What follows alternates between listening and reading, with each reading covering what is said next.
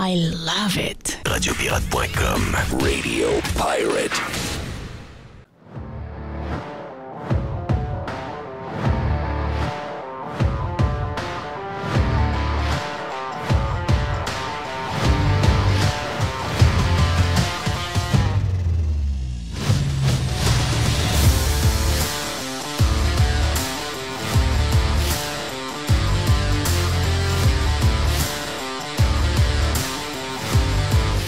Hey, on vous présente tout de suite l'audio qui va être au cœur de la discussion des prochaines minutes, mon ami Jerry. Parle-moi de ça. C'est drôle parce que cette semaine, j'ai parlé avec Éric Duhem de commencer à être de plus en plus conservateur. C'est rien contre... C'est rien. Il y en a qui ont dit « Ouais, mais là, commence pas à être à l'encontre de ce que Éric fait. » J'ai dit « Je ne suis pas à l'encontre. » On a le droit de se parler et on n'est pas dans l'obligation, parce qu'on est dans la même gang, de ne pas avoir de questionnement ou de débat. Ça ne veut pas dire qu'on questionne, ça ne veut pas dire qu'on est en train de débarquer du bandwagon. Ça n'a rien à voir avec ça. Ça n'a absolument rien à voir. Au contraire, Éric, je l'admire. Puis, regarde, je vois pas... Tu sais, je sais qu'il y en a qui aimeraient ça, peut-être que quelqu'un d'autre prenne sa place pour une raison que je connais pas. Puis que je comprends pas non plus. Moi, j'aime beaucoup ce que Éric Duhem fait. J'aime le ton, j'aime son intelligence, j'aime sa manière de se présenter. Je pense que c'est un représentant extraordinaire pour le mouvement conservateur. La seule affaire, c'est que j'essaie de toujours pousser Éric qu'il faut qu'il soit un peu plus agressif, il faut qu'il soit un peu plus conservateur dans sa patente, il faut qu'il soit un peu plus dur, parce qu'il va se faire manger à laine sur le dos par la gang qui ne l'aime pas, dans l'opposition, dans la population, dans les médias, etc. Donc, il doit toujours être en avant de la patente, puis il doit être plus agressif que... Tu sais, il faut qu'il en fasse plus qu'il pense qu'il doit en faire. Parce que pour prendre ta place dans le milieu conservateur, il faut vraiment que tu sois... faut que tu stand tall, comme on dit en anglais. Il faut que tu t'envoies à la guerre à tous les jours. Là. Tu t'envoies à la guerre à tous les jours. Donc, quand je vous parle de ça, c'est des affaires des fois qui... Il ne faut pas trop analyser. Il faut juste prendre les sujets et les amener tels que nous, on en parle, que vous autres, vous en parlez à la maison, etc. Puis il faut les exposer, puis il faut y aller sans calculer. Tu sais, à un moment donné, j'étais avec un élu conservateur. Puis cet élu conservateur-là me racontait comment il se retenait de dire ce qu'il pense. Ben, je vais vous le dire, c'est mon ami Richard. Tu sais. OK. Mon ami Richard, on joue au golf ensemble, puis il me dit comment il deal avec... Parce qu'il sait que vu qu'il est conservateur, il sait que les médias vont être toujours contre lui. Donc, il est beaucoup moins dynamique et il est moins proactif comme politicien qu'il était comme coach. Et tu sais, il me racontait ça, puis je disais, hey, Rich, c'est pas toi, ça. Tu n'as jamais réfléchi de même comme coach. Tu as toujours été avec l'instinct. Tu t'es toujours fait confiance. Sinon, tu es en train de les faire gagner. Mais je pense, puis je parle de Richard là, mais c'est les 12 représentants conservateurs au Québec sont comme ça. Parce qu'ils savent qu'il y a une presse hyper agressive envers eux autres, puis qu'ils vont avoir de la critique, puis ils vont soulever quelque chose. Donc, tu sais, ils veulent être dans les médias, ils veulent passer un peu leurs points, ils veulent modérer leurs points, donc il y a une modération pour être certain que, oui, je passe mes idées, mais en même temps, je ne veux pas avoir le lendemain, là, c'est ça. Dans le journal ou à la radio, je ne veux pas avoir d'éditoriaux contre moi, puis je ne veux pas avoir de soulèvement, puis je ne veux pas avoir d'histoire sur Facebook, puis je ne veux rien avoir de ça. Être député conservateur dans l'Ouest, je pense, à Saskatchewan, à l'Alberta. Tu peux être all-in. Voilà.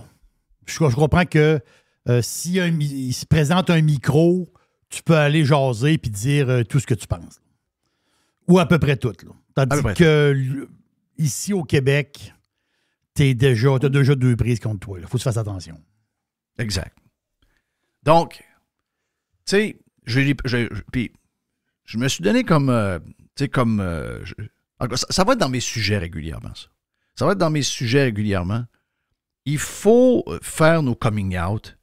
Il faut être fier de ce qu'on est. Il ne faut plus diluer le message. Il faut y aller tel que c'est. Puis moi, je pense que le monde, si on est comme ça, c'est sûr qu'il va y avoir... Les détracteurs vont être détraqués, là. Les détracteurs vont perdre la tête, là. Les détracteurs vont vous attaquer comme jamais, là. Ça, c'est clair. Ils vont vous attaquer comme... Vous ne pouvez pas savoir comment ils vont vous attaquer. Plus vous allez être direct, plus vous allez parler des vraies affaires, et plus vous allez vous faire taper sa tête par ceux qui vous haïssent, incluant les médias. C'est sûr que oui, là. Ça, c'est... Par contre, je dis pas dans les premiers mois, mais à force de le faire, vous allez voir qu'il y a des gens qui ne se définissent pas, en tout cas, dans la définition politique. Ils n'ont même pas de définition politique. Ils ne savent même pas pour qui ils votent. Ils votent de même un peu. Ils votent parce que son frère vote de même, puis sa belle-mère, il a dit qu'elle votait. Moi, ils votent. Ils n'ont pas de couleur politique en tant que telle. Mais Christy, tu vas voir, tu vas en convaincre un. Il va en arriver un. Qu'est-ce qu'il fait là? Lui, il n'y a pas de politique. Ouais, ben toi, je t'aime. Un peu ce qui est arrivé pendant la COVID, en fait. Et plein de monde qui n'était pas des mêmes allégeances politiques. On a plein de pirates en ce moment qui n'auraient jamais été des pirates si c'était pas arrivé à la COVID. Jamais, jamais, jamais. La COVID les a réveillés, les a transformés. Qu'est-ce qui est arrivé? Il est arrivé quelque chose devant eux autres qui n'auraient pas pu faire autrement que vivre. C'est là. C'est devant eux autres. En ce moment, on a un paquet de choses qui nous arrivent comme citoyens. On a des défis au niveau du budget familial. Il y a des choses qui n'ont pas de bon sens. Il y a des scandales ici et là. Il y a des dépassements de coûts, des coûts astronomiques qui sont reliés à tout. Le système, il n'y a rien qui marche. Il y a un paquet de choses que même les gens qui ne s'intéressent pas à la politique sont capables de voir. Mais ils ne savent pas trop comment dealer avec ça parce qu'ils n'ont pas de vision nécessairement. Ils n'ont pas d'étiquette politique. Mais si quelqu'un leur parle, puis que quelqu'un arrive, puis c'est bang, bang, bang, je dis, tabarnache. En fait, ce que Poilievre a fait, ce que Trump a fait, OK? Ils n'ont pas été extraordinaires. Poilievre, c'est pas le plus grand politicien que j'ai vu de ma vie, là. Mais il est capable de ramasser les sujets que les gens parlent et de les exposer de manière claire et simple. Puis, ça ne dérange pas que ça mette en crise la journaliste de Radio-Canada. Ça y dérange zéro. Mais c'est ça, c'est de ça que je parle. C'est pas d'abandonner, c'est pas de repartir quelque chose avec une page blanche, c'est pas de recommencer à zéro. C'est juste d'être fier de ce qu'on est, puis d'être... Regardez, hier, ce que Poilievre a fait est extraordinaire. Extraordinaire. Sérieux, c'est... Sérieux, ce que Poilievre a fait hier, puis, je veux dire... Moi, c'est un sujet que je connais bien, parce qu'il y a 3 ans, j'en ai parlé. Il y a 3 ans, j'ai parlé de cette histoire de nageuse à Penn State. Puis j'ai essayé d'en parler une fois, puis j'ai essayé d'en parler 2 fois, puis j'ai essayé d'en parler 3 fois, mais peut-être que les carottes n'étaient pas assez cuites pour qu'on en parle même au Québec. Mais j'ai dit, rappelle-toi Jerry, j'ai dit à Éric Duhaime, j'ai dit, voici ce qui fait jaser dans certains coins, et voici un des sujets qui va être le sujet dans les prochaines années. Et... les gens me regardaient un peu en disant « Voyons, qu'est-ce que tu es en train de dire là? » C'est devenu un sujet. C'est devenu un sujet important parce que moi, je suis père de filles. OK? Moi, je suis père de filles. J'ai des filles qui s'entraînent. J'ai des filles qui aiment le sport. Ils ont été élevées grâce au sport. Leur sport a été brisé d'une certaine manière pendant la COVID parce qu'il y en a une même qui s'est sauvée du Québec pour aller faire du sport aux États-Unis parce qu'elle n'était plus capable d'être enfermée à la maison. Mais j'ai des filles j'ai des filles. Moi, je suis père de filles. Donc, moi, de savoir que si, mettons, mes filles étaient plus jeunes, ils feraient des sports d'élite, puis ils se ramasseraient dans des sports avec des gars, alors que ces gars-là font semblant qu'ils sont des filles. Je veux dire, je serais quelqu'un comme parent. Moi, je ne serais pas capable de tolérer que dans une compétition de natation, qu'il y a un homme qui se fait passer pour une femme adolescente, un homme de 50 ans, qui fait semblant qu'il est une femme adolescente, qui fait des compétitions de natation dans des groupes de 15, 16, 17 ans et qui, dans le locker room avec eux autres, la queue à l'air. Non, arrête, là, tu vas me faire mourir. OK? Moi, je suis pas capable.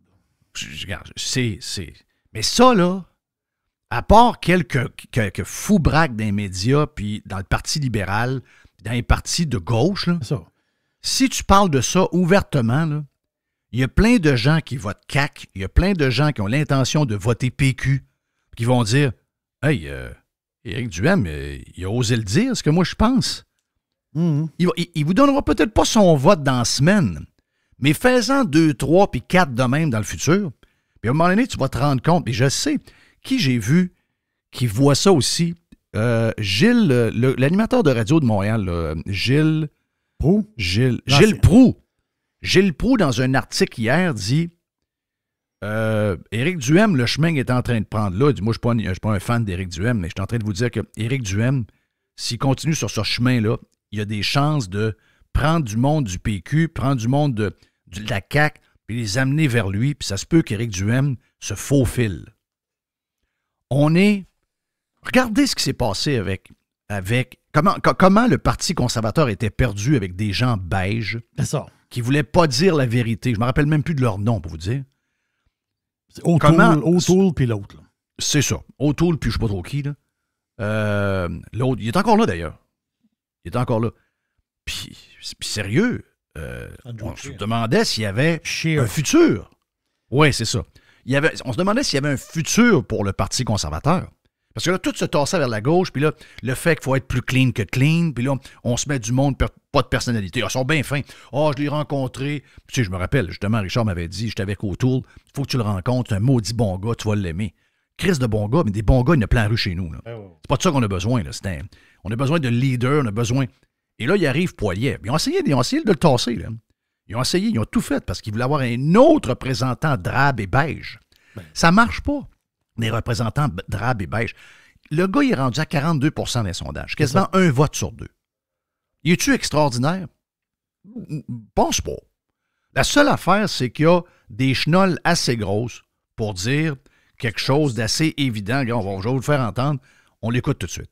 To form the next federal government, will you make female safe spaces safe again by introducing legislation that bans so-called transgender women from participating in female sports and getting access into female shelters and female prisons? Female spaces should be exclusively for females, not for biological males. You ask if I introduce legislation on that. A lot of the spaces you described are provincially and municipally controlled. So it is unclear what federal legislation what reach federal legislation would have to change them. But obviously, female sports, female change rooms, female bathrooms should be for females, not for biological males. Thank you. C'est compliqué, ça? Essaye de me dire là-dedans qu'est-ce qu'il y a de si extreme. Mais ça prend du temps, là. Ça, c'est la première fois, là. Le sujet est là depuis 3 ans, là. Spécifiquement, là, depuis 1 an, où c'est un sujet redondant, où beaucoup de monde, incluant, on parle avec Régent de boxe, puis la patente de boxe là, que le gouvernement gère, marche sur des œufs en ce moment. Est-ce qu'on laisse les hommes se battre dans un ring avec des femmes? Là, ils ne savent pas trop. Reg me l'a dit tout le temps. Elle dit, appelle-les pour voir. Tu vas voir comment c'est une patate chaude. Mais voyons donc, c'est une patate chaude. C'est pas une histoire de patate chaude, c'est une histoire de sécurité. Ça se claire en 1 minute. Non. Les hommes biologiques ne peuvent pas se battre dans un ring avec une femme. C'est pas bien compliqué. Non, ben là, on ne sait pas. On va voir avec les fédérations. On n'est pas rendu là dans notre réflexion. C'est ça. Alors que, c'est-tu simple? C'est pas simple dans le sens au niveau politique, comme il dit. Non, mais c'est pas simple. Il y a beaucoup de choses au niveau provincial, il y a des affaires au niveau scolaire, des affaires au niveau municipal, il y a un paquet d'affaires.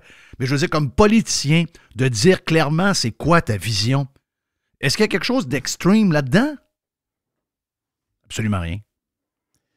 C'est de l'appliquer qui peut être un peu compliqué. Ça se fait, mais ça peut être un peu compliqué parce que les piscines municipales, c'est des affaires de ville. Puis on s'entend dessus qu'il y a plein de... Mais enlève ça, là, Jerry. Je comprends ce que tu dis, mais enlève ça. Juste qu'un leader d'un pays ou d'une province ou d'une ville, même si c'est compliqué de le faire, il s'avance devant un micro et il dit, il n'y a pas de patinage. Il n'y a pas de... Ben finalement, on ne sait pas trop ce qu'il dit. Non, c'est... Non. Il y a Non, les hommes biologiques ne peuvent pas faire de compétition ou aller dans le car-room avec les femmes et les filles. Mhm. C'est fucking simple. Quand je parlais cette semaine, quand j'ai posé la question, Éric, c'est de ça que je parlais. C'est exactement de ça que je parlais. Moi, je pense qu'on est beaucoup plus proche d'une explosion extraordinaire du Parti conservateur du Québec qu'une diminution puis de retourner à 5% du vote. Je pense que les sujets, l'époque dans laquelle on est, les valeurs qui sont en train de disparaître, je pense que si elles sont défendues de bonne manière claire, que le monde, oubliez le monde, ils n'ont pas de couleur politique. Les gens, ils votent avec ces affaires qui pognent dans les airs à un moment donné, ils pognent de quoi, ils pognent des phrases, ah, OK, lui je l'aime plus. C'est beaucoup plus émotif qu'on le pense. Mais c'est relié souvent aussi à garder des valeurs fondamentales pour le monde. C'est très, très simple. Donc, juste de dire des affaires de même, tu sais, en vérité, Éric Duhem aurait déjà dû dire une chose de même. Quand il est arrivé la patente de la boxe, quand il est arrivé telle affaire, il est arrivé des choses au Québec. Là.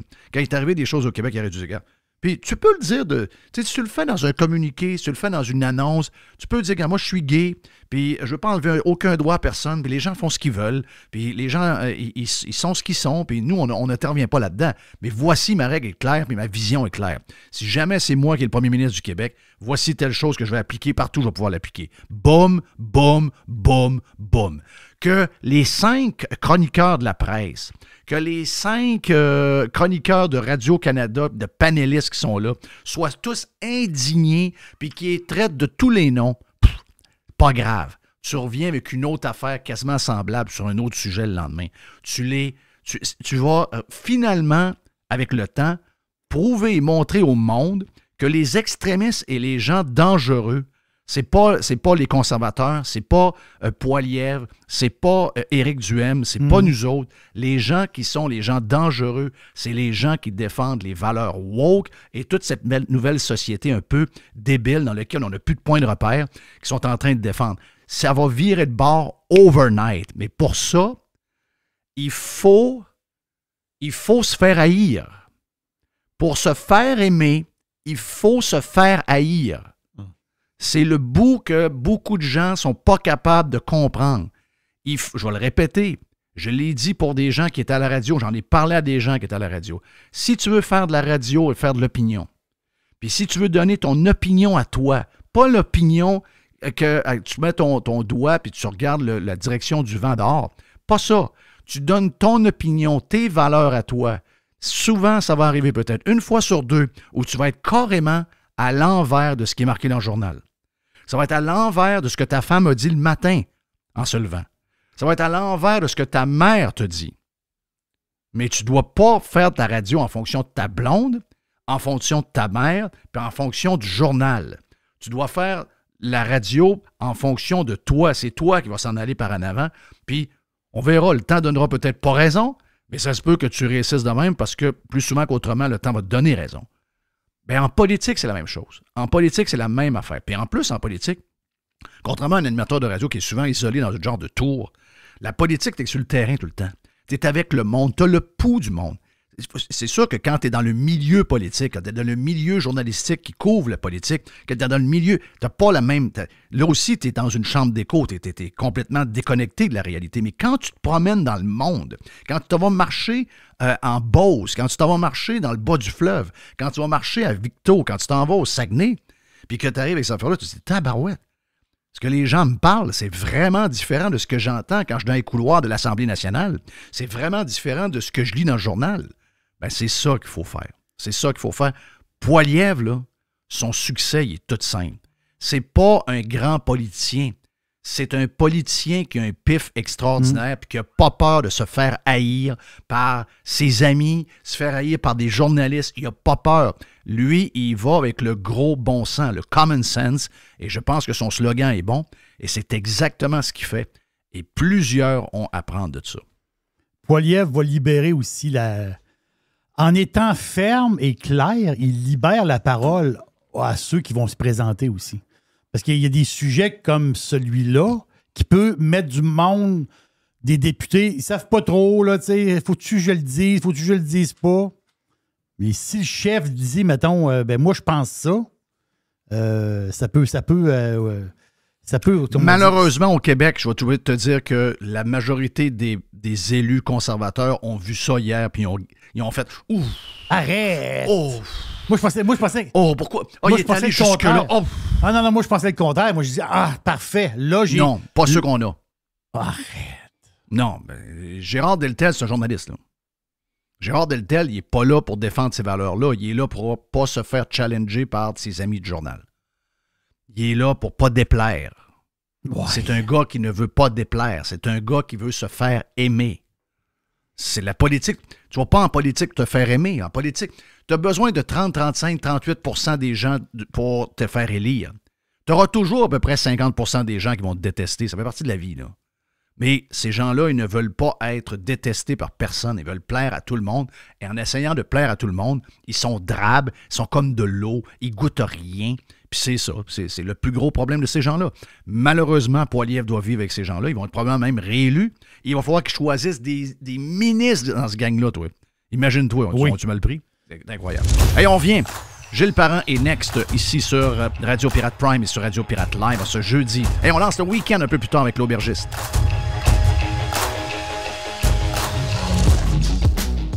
Radio Pirate. Do you like it? Yeah! RadioPirate.com. Faites partie de l'invasion. RadioPirate.com. Radio Pirate. 100% 100% Pirate. Le jeudi, il y a du stock le jeudi et on jase le jeudi. Gilles Parent est déjà dans place pour jaser. D'abord, on jase en live et en prime, puis après on fait ça en prime pendant plusieurs minutes encore. Je sais que tu as un rendez-vous, donc on commence tout de suite. Gilles, on va pas... En tout cas, ta liste, t'as une bonne liste de sujets, mais on commence par ce que j'ai jasé tout à l'heure. Tu étais là, puis tu dis, gars, je veux te parler de ça parce que là, il y a trop d'affaires là-dedans. Je veux t'en parler. Absolument. Écoute, je commencerai par le dernier bout que tu as fait dans ton intro, en parlant en politique pour se faire aimer. Tu parlais de Gérard Deltel, tout ça. Puis, dans le fond, le point sur lequel tu mets là-dessus, c'est important parce que c'est le premier ministre du Québec, c'est sa plus grande faiblesse. Il veut plaire.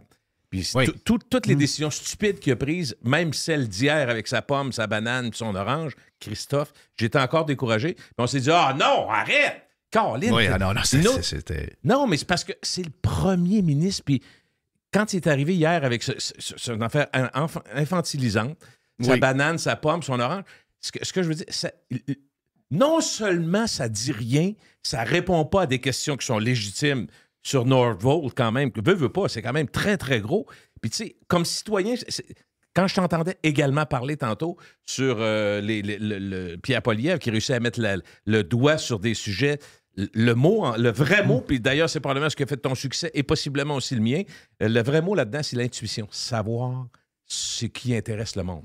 Et dans le cas de Legault, les gens sur Northvolt, moi, j'en parle autour de moi, là, je reviens là-dessus, puis on parlera tantôt des autres, mais c'est tout relié, cette affaire-là. Puis Northvolt, puis les bananes, puis les pommes, c'est pour ça que je parle de ça.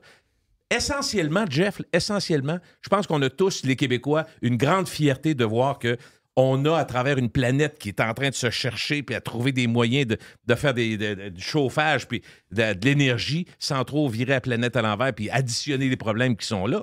On est content d'avoir un très grand territoire, très peu peuplé, où on peut harnacher des rivières, tout ça. Puis la plupart des gens sont fiers d'Hydro-Québec, tu comprends? C'est une grande, grande richesse. C'est un avantage majeur. Tu peux emprunter beaucoup. D'ailleurs, le Québec, là-dessus, est très avantagé parce que quand ils arrivent à la banque et disent pour Hydro-Québec, ils savent bien que ça ne fermera pas demain. Puis ils savent bien que ça va faire 50, 75, 100 ans. Puis on va être mort depuis 50 ans, Jeff. Ça va être encore Hydro-Québec. Ça va exister comme Hydro-Ontario.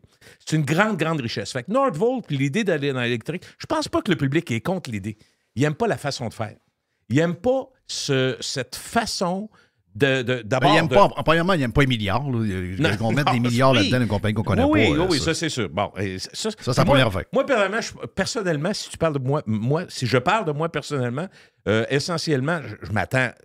Je suis tanné d'abord d'avoir des projets qui sont retardés tout le temps pour des grenouilles puis des saumons. J'ai beaucoup de misère avec ça. À un moment donné, il faut que tu fasses la balance des inconvénients. Ça, là, Jeff, c'est tellement évident.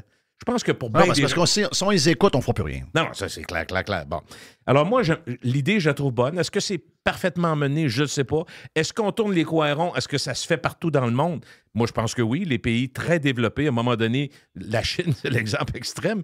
Il n'y a pas beaucoup de BAP là-bas. Quand ils décident de faire un pont, ils le font. Ça, c'est correct. C'est leur façon de faire. Nous, on a beaucoup plus de règles, beaucoup plus de choses, beaucoup plus de lourdeur qui font que ça coûte plus cher, ça prend plus de temps. On a compris ça depuis le temps.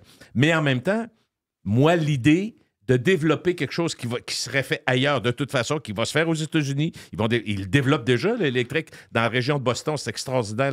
Les avancées technologiques, tout ça, sont déjà là-dedans. Puis ailleurs aussi, aux États-Unis, tu comprends? Prendre notre place, nous autres, avec les richesses naturelles qu'on a, moi, Jeff, j'ai aucun problème avec ça. Puis moi, Northvolt, essentiellement, je suis pour ça. Sauf que Est-ce que tu es pour le 7 milliards? Non, j'ai pas de problème. Moi, j'ai pas de problème avec ça. Moi, c'est pas ce que ça coûte, Jeff. Non, mais le fait qu'on prend de l'argent de PME, qu'on prend de l'argent du monde, puis qu'on décide qui gagne, puis, tu sais, je veux dire, c'est énormément d'argent. Là. On parle pas de 70 millions, là, on parle de 7 milliards total des deux gouvernements. Je sais que c'est énorme, mais écoute, le toit du stade à Montréal, c'est 2 milliards. Est-ce que c'est trop? Pour moi, c'est trop. Là. Fait que, si je m'en vais d'un milliard dans cette guerre-là, moi, je pense que le projet est bon, Northvolt, personnellement. Mais est-ce qu'on met trop d'argent là-dedans? Est-ce qu'on subventionne trop? Moi, je pense qu'on subventionne toujours trop, parce que c'est les compagnies qui sont d'abord extrêmement riches, même s'ils disent qu'ils ont des problèmes. Puis là, Northvolt, comme si ça nous rassurait en disant en Europe, là, ils commencent à avoir des problèmes. Puis, fait que là, c'est sûr que c'est pas rassurant, Jeff. Mais je te dirais que... Toi, c'est sur le fond du projet d'une usine à cathode de batterie. Là. Ça, c'est là-dessus que toi, t'es... Ben moi, je me dis juste... Écoute, on pourrait décider... Parce que la compagnie est un peu spéciale. Oui, je sais. Moi, je la connais pas assez. Puis j'ai un peu peur quand je lis sur eux autres. Parfait. Ça, c'est vrai. Mais je me dis, c'est une nouvelle compagnie, là. Ils ont commencé en 2015. Là. Tu sais, c'est de la nouvelle technologie. C'est des batteries, on en faisait moins il y a 25-30 ans. On en faisait, mais moi, à la base, je trouvais que de miser sur l'hydroélectricité au Québec, c'est la meilleure idée qu'on peut faire. On a beau essayer de virer ça de tous les bords, mettre des palans puis ces montagnes puis de la patente, oui, mais ça ne fait pas autant d'énergie. Puis j'ai un peu de problème avec le fait qu'on a promis à tout le monde bien de l'électricité pas chère, puis on a dit aux compagnies, venez-vous-en, on en a en masse. Puis si je sais que le grand public, Jeff, là-dessus, sur l'électricité, si on se ramasse une situation où on nous dit, comme dans d'autres pays européens, où ils n'ont pas le choix, puis vraiment pas le choix... Baisse le chauffage parce qu'on a trop donné à des compagnies. C'est sûr que ça ne passera pas. Ben non. Parce que les gens vont dire, wow, attends un peu, là. C'est le même principe... Écoute, là, je vais faire de façon volontaire quelque chose de très boiteux. C'est le même principe que les Américains, quand ils se font dire, ben là, on va mettre 40 milliards pour aider l'Ukraine. Puis ils vont dire, attends un peu, on peut-tu commencer par régler les problèmes des Américains? Tu sais, être nationaliste, s'occuper de nous autres en premier, ça va être la même chose. Ça va être le même discours pour le Québec. Ils vont dire, hey, on a une ressource naturelle extraordinaire qui, depuis 70 ans, fait la fierté. Puis là, on se fait dire, on va donner ça pas cher aux compagnies pour monter des capacités extraordinaires. Puis nous autres, il va falloir se serrer la ceinture, baisser le halo, le fameux halo, baisser le chauffage. Moi, regarde, je me suis pas emmerdé là-dedans. J'essaie d'être intelligent. Je ne mets pas ça à 27 la nuit. Tu comprends, Jeff? Mais en même temps, je pense pas que je suis un consommateur démesuré. Fait que moi, je pense que le point de rupture va être là. Quand on va nous apprendre que ça monte de 5 % l'électricité parce qu'on n'a pas le choix, puis après ça, qu'on en manque parce qu'on en a trop promis, puis là, c'est des ententes signées pour les respecter. C'est un peu. On n'est pas des tartes, nous autres, là. Ça, si le gouvernement va là, puis j'ai peur. Je te le dis, j'ai peur de ça. Puis quand je vois Legault qui prend ça à la légère comme ça hier avec ses bananes, ses pommes, c'est pas juste... C'était surtout aussi pour cacher une crosse. Tu sais, c'est un terrain qui est en friche depuis toujours, depuis que ces entreprises-là qui étaient là avant sont parties. C'est un terrain qui est en friche. Le gars, Luc, quelque chose, il ajoute le terrain, il essaie de prendre la moitié de cette superficie-là qu'il a vendue à Northvolt. Il essaie de faire un projet résidentiel. Il se fait repousser pour les normes environnementales. Il se fait dire non, etc., etc. Donc, finalement, on se demande pourquoi il manque de maisons, puis il manque de condos, il manque de ci. Vous avez une partie de la réponse là. Et là, il arrive un projet du gouvernement dans lequel le gouvernement est. Et là, tout d'un coup, toutes ces retenues-là, ces règles-là, tout ça tombe, puis du jour au lendemain, puis là, le gars, il dit mais c'est pas la même chose, résidentiel, industriel. Mais non, Chris, c'est la même affaire, là. Voyons, c'est la même affaire. Je sais pas de me dire que c'est pas la même affaire. T'as bloqué quelqu'un. Puis de ce qu'on comprend, Thomas Gerbet le dit, ils ont bloqué le projet résidentiel parce qu'ils travaillaient déjà sur le projet de Nordvolt, puis ils voulaient ce terrain-là pour ça. Donc ça, c'est encore plus grave. Oui. C'est incroyable comment ce gouvernement-là s'en tire avec un paquet de crosses de même. C'est incroyable. Mais Jeff, moi, là, je vais me faire 2 secondes pour la discussion.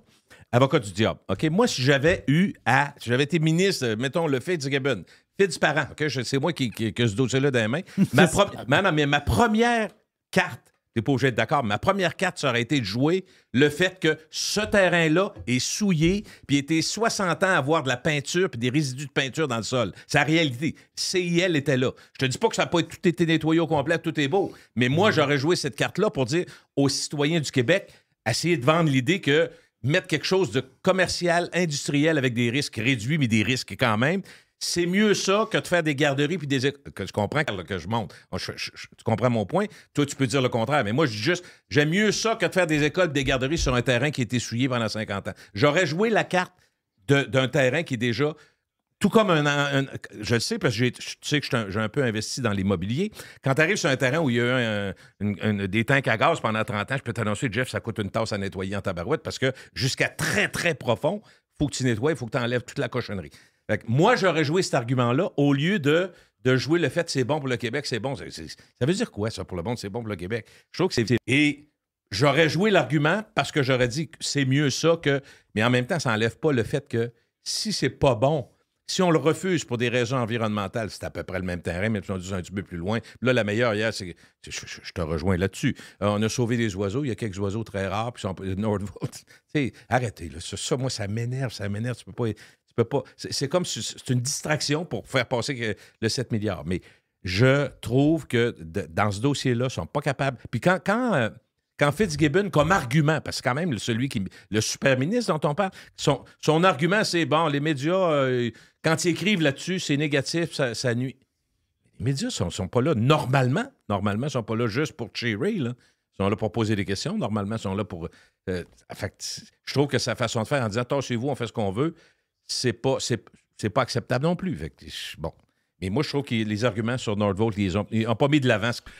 Ben, ils se font servir la soupe qu'ils ont donnée à des promoteurs privés qui ne demandaient pas d'argent, entre autres GNL Québec, Rabasca, un paquet de groupes qui seraient aujourd'hui, avec ce qui se passe avec l'Ukraine, l'Allemagne et l'Europe, on serait au Québec. En tout cas, il y aurait des gens au Saguenay qui feraient beaucoup d'argent. Il y aurait on aurait une business incroyable parce que là, avec ce qui se passe avec l'Europe, le gaz naturel liquéfié, c'est une business qui a explosé dans les dernières années avec cette guerre-là. On serait, parce que l'usine aurait été faite, on aurait déjà des tonnes de clients. Et là, on a comme débarqué parce qu'on a voulu faire plaisir à quelques personnes du plateau Mont-Royal, à quelques journalistes. On a été contre la volonté de la population du Saguenay qui était pour le projet. On s'est servi des Greens pour démolir le projet. Ça, c'est le gouvernement qui s'en est servi et les médias s'en sont servis. Et là, les mêmes Greens sont en train de faire manger la soupe qu'ils ont servi aux promoteurs de GNL Québec ou de Rabasca, peu importe lequel.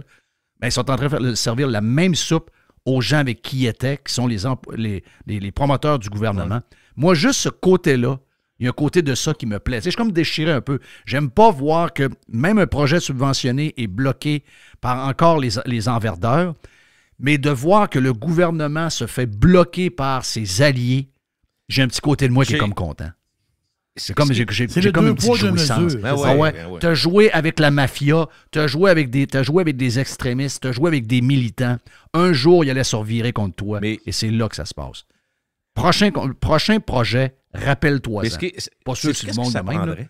Mais je vais prendre l'expression française qu'ils utilisent souvent quand ils disent aux politiciens, ça leur prendrait des couilles. Puis la réalité, c'est que tu dis des fois, je voudrais, mettons, Trudeau. Prenons le fédéral 2 secondes, Trudeau, il est obligé de dealer avec le NPD parce qu'il se ferait défaire. Tu comprends? Puis là, ça coûte quelque chose, ça coûte des milliards, ça coûte des soins de santé, soins dentaires, la patente. Bon, ça, c'est une affaire. Au Québec, quand on a parlé de Rabasca, c'est intéressant ce que tu dis, ça a commencé à se jaser de façon très sérieuse, puis le projet est arrivé 2007-2008, Jeff, ça avait crise de bout. Ça fait longtemps, là. Et sauf qu'on a eu des gouvernements presque toujours majoritaires. Dans le cas de Legault, c'est clair, puis Charest l'a eu à plusieurs reprises. puis c'est Charest qui était... Rabasco, au départ, c'est Charest qui était là. Quand tu y crois, quand tu es convaincu que ça va être bon pour la pérennité, pour le Québec, que ça va être bon pour l'ensemble des gens, tu sais très bien que n'importe quelle décision politique, Jeff, peu importe, elle va déranger du monde, elle va distraire, elle va faire qu'il y a des gens qui vont être déçus. N'importe quel projet, même municipal, même dans ta rue, quelqu'un qui veut faire quelque chose, il y a quelqu'un qui va sortir une pancarte, sauver donc les arbres, sauver... Il y a toujours quelque chose. Fait, ça, c'est un acquis quand tu vas en politique. Je m'excuse, mais tu es sûr que tu vas avoir la moitié du monde qui ne sera pas d'accord. Ça risque de ressembler à ça. Mais si tu es convaincu, tu mets tes couilles bien placées, tes tiens serrés, tes attaches avec la broche, puis tu dis on avance. Je m'excuse, mais on avance. Ça va chialer. Tu le fais pour la bonne cause, puis t'as la majorité, Jeff. Il n'y a pas de raison. Tu sais, c'est pas, comment dirais-je, c'est pas bulldozer puis laisser faire. C'est parce que nous, c'est exactement le contraire. Dans toutes les problématiques sociales qu'on a, même quand on parlait de genre, puis tout ce qui s'appelle, c'est l'autre côté complètement. Moi, j'appellerais ça la vague Trudeau. La vague Trudeau, tout le monde est les fins, tout le monde est pareil, on est d'accord avec tout le monde, on est tous des amis, on se tient par les bras, puis c'est l'unité parfaite. Ça marche pas de même. Fait que quand tu pars de ça, ben tu prends une exception, puis tu dis on va écouter l'exception. Puis l'exception, ça peut être 10 % des gens qui sont contre, 4 % des fois 2 % des gens qui s'élèvent contre ça.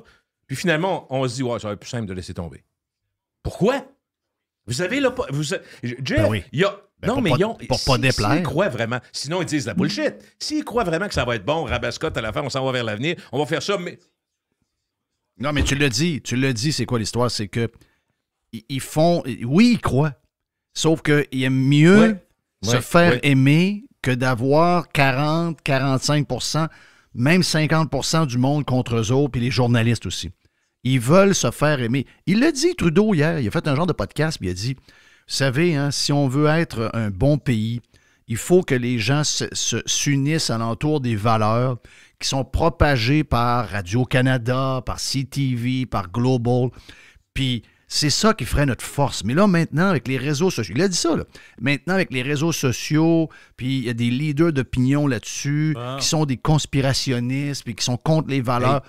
Mais voyons, c'est quoi cette idée-là? Je veux dire, lui, dans sa tête, tout ce qui touche doit être unanime. Il faut que tout le monde pense pareil. Et voyons. Hier, je fais un podcast qui est en ligne aujourd'hui. On va faire une petite plug en même temps, mais je parle à Jean-François Dumas d'Influence Communication. Oui. Puis il me dit, en fait, tu comprends qu'eux autres, c'est de la surveillance média, puis surveille, mettons pour Bell, pour toutes les grosses compagnies. Écoute bien comment ça ne te surprendra pas, Jeff, mais c'est intéressant. Il ne m'a pas donné de nom, là, mais j'ai compris que les compagnies, là, une grosse compagnie, mettons comme Bombardier, ils veulent savoir ce qui se dit dans le monde sur eux autres. Lui, avec ses robots, l'intelligence artificielle, bang, bang, bang, OK, ils font un résumé, ils disent, ils envoient 8 pages, puis ils disent, voici ce qu'il dit sur votre compagnie, sur vos produits. C'est ça que Bombardier veut savoir. Parfait? Les politiciens, pas qu'est-ce que nos programmes, est-ce que nos programmes sont intéressants? Est-ce que les gens aiment... Non, c'est qu'est-ce qu'ils pensent de moi? Le ministre veut savoir ce que le monde pense de lui. Puis Legault veut savoir est-ce que le monde m'aime encore? Est-ce que le monde parle contre moi? Qui a dit quelque chose contre moi? C'est pas pareil, hein? Les compagnies veulent savoir qu'est-ce que leurs produits représentent. Oui, mais on s'entend-tu que si t'es de même, t'as pas d'affaires, là? Soyons honnêtes, là. Tu parlais des politiciens. Les politiciens, surtout ceux qui sont entre les deux, c'est-à-dire, on le sait, là, je pense que les gens ne sont pas surpris de savoir qu'au Québec, tu as beau avoir 90 députés de la CAQ, tu as maximum 5 personnes qui décident. Puis je ne serais pas surpris que Éric Girard, malgré ce qu'on dit, et Fitzgibbon emmènent plus large que le premier ministre souvent. Je ne serais même pas surpris. Même pas surpris. Dans le top. Fait que, tu sais, les autres n'ont pas d'influence. Fait que qu'est-ce qu'ils veulent, dans le fond? Au moins, pas se faire haïr. Parce que ça se peut pas, sinon, si c'est pas le pouvoir puis le prestige, Jeff, ça se peut pas. Je ramène l'exemple qu'on a dans notre milieu à nous, Jeff Drainville. Avec tous les bonnies, une émission numéro 1 au 98.5, il faisait au moins 400 000 par année. Il s'en va, baisse de 200 000, puis il se fait haïr, puis il travaille 8 jours sur 7.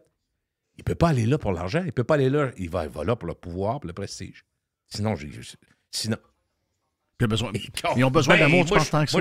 Dans le sens qu'ils s'attendent vraiment à ce que tout le monde les aime? Ils ne s'attendent pas. Je ne pense pas qu'ils s'attendent ça. Ils espèrent.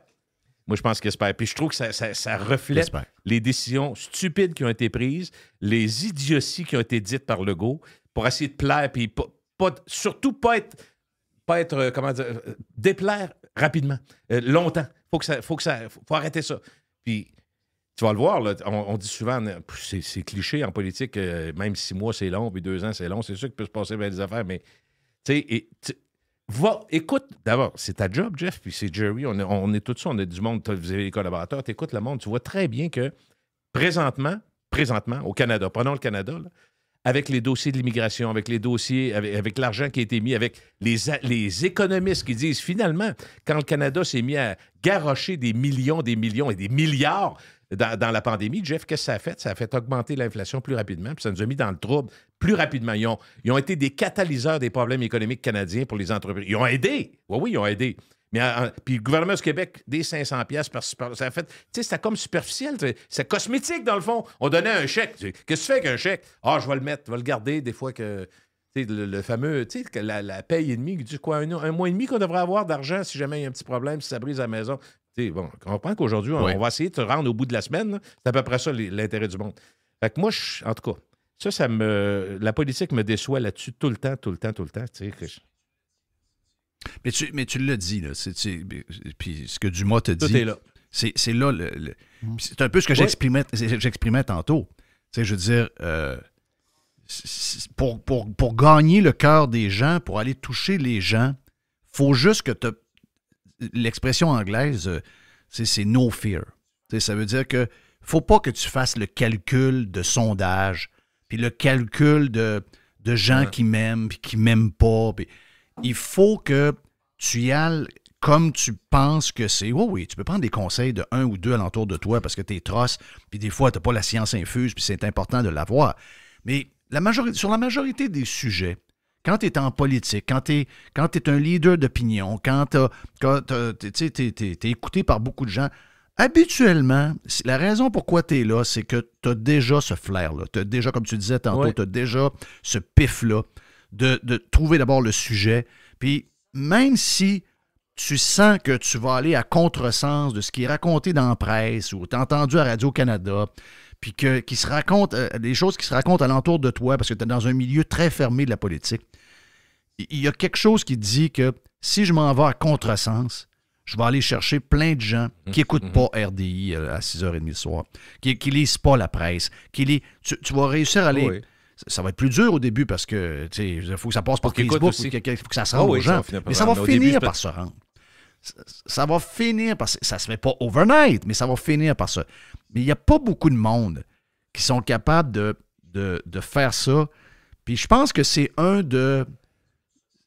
des malaises de notre société en ce moment.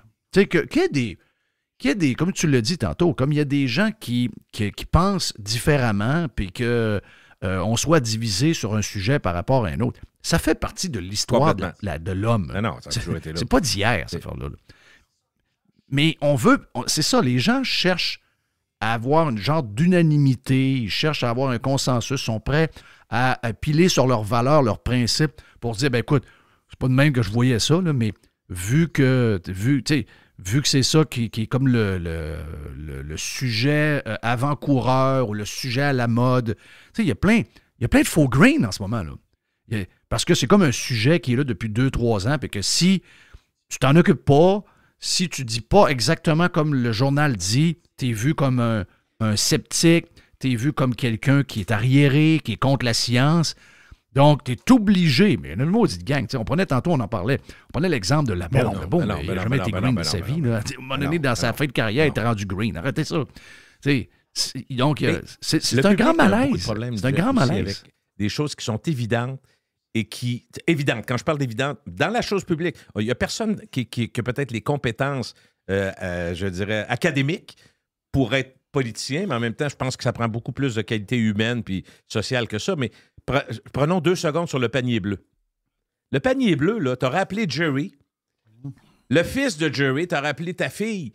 T'aurais dit, on va faire un genre d'Amazon, mais québécois, avec le... Les gens auraient dit, oubliez ça, là. Ça ne marchera pas. Parce que les gens, ils veulent payer moins cher, ils veulent que ça aille vite. C'est la base. La base, c'est pas « Ah, ben oui, l'élan québécois, tout le monde ensemble, on est 6 millions, il faut se parler. » C'est pas ça pantoute. C'est que le plus vite possible, je veux l'avoir.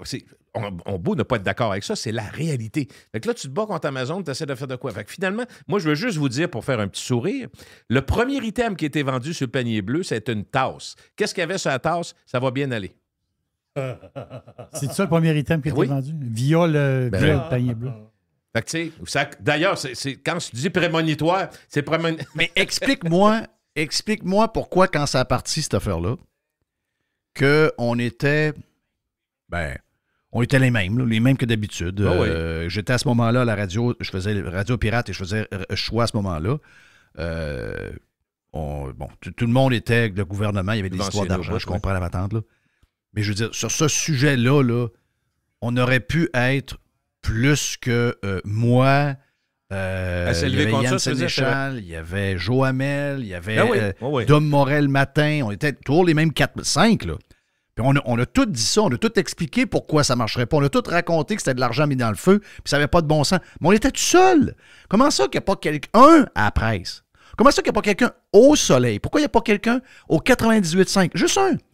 Un à Radio-Canada. Juste un. Comment ça que tout le monde savait, mais tout le monde s'est fermé à la boîte? Ça, c'est une étude de cas, là. Moi, je pense que, tu sais quoi? Écoute, je m'avance, là. Moi, je pense qu'il y avait le contexte de la crise. On a peur de mourir. On se colle sur le gouvernement, puis Papa Legault dit que ça... Je pense qu'il y a beaucoup de gens qui ont perdu leur repère et qui étaient comme un élan de solidarité qui enlevait tout, à mon avis, qui enlevait tout regard critique pour le public. Puis, est-ce que tu sais, le côté... Comment dirais-je? Il y a un côté là-dedans, fleur bleue, et non panier bleu, mais le côté, on va faire de quoi nous autres ensemble? On va s'unir, on va mettre nos produits... mais t'as raison, mais le monde, là, tu parles du monde, mais un gars comme Paul Arcand, il fait pas 35 ans de radio depuis... Non, mais il aurait pu s'élever contre ça, c'est sûr. Mais j'ai pas tout entendu. Lui, c'est son rôle, là. J'ai pas tout entendu. Mais oui, effectivement, à mon avis... Écoute, là, je parle vraiment à travers mon chapeau. C'est la seule fois dans ma vie que c'est arrivé, puis ça n'arrivera plus jamais. Mais je parle... Non, mais à mon avis, s'il y a eu un ministre comme Fitzgibbon à l'époque, Arcand a dû lui demander pourquoi vous êtes sûr que ça va marcher, cette affaire-là? C'est sûr qu'il a dû poser la question. À mon avis, je ne veux pas le défendre, il est capable de se défendre tout seul, il n'a pas besoin de moi pantoute. Mais par contre, il n'est pas allé en cavale, puis je pense pas qu'il a répété ça à toi matin. Tu comprends? Il a peut-être fait quelque chose là-dessus une fois. Mais c'est parce que ce que je veux dire, il y a bien des gens qui ont dit... Ceux qui y vont pas, ceux qui iront jamais sur le panier bleu, mettons en 2020, ils vont dire c'est une bonne idée, le Québec, on s'unit, tout le monde ensemble. Parce que ça, c'est... Mais qu'est-ce que le gouvernement faisait là-dedans? C'est la question qu'on se posait dans le temps. Est-ce que les entrepreneurs sont pas toujours meilleurs que le gouvernement? Qui annonce? Quand il y a eu l'annonce, c'est qui était là à table en avant? Fitzgibbon et qui? Le PM, là. Ouais. Pense à ça 2 secondes. Ouais. Le PM qui est assis en avant puis qui lance une patente de panier bleu sur le web. Ouais, mais c'est pour se faire aimer, Jerry. Parce que là, il lance... se faire aimer? Non, je dis...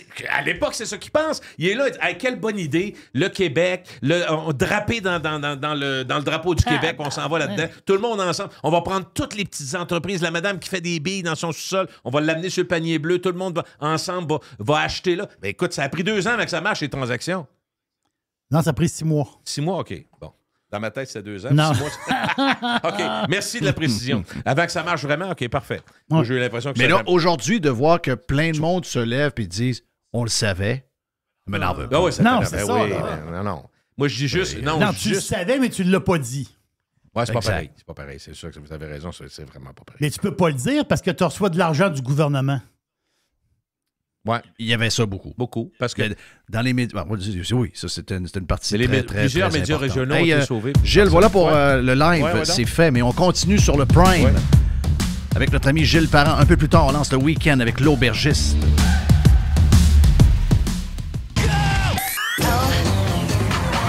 Radiopirate.com. Enfin.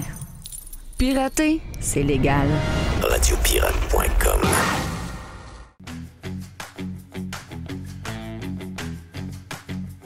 On la connaît par Rebel News et beaucoup de choses sur X qui nous arrivent de Rebel News.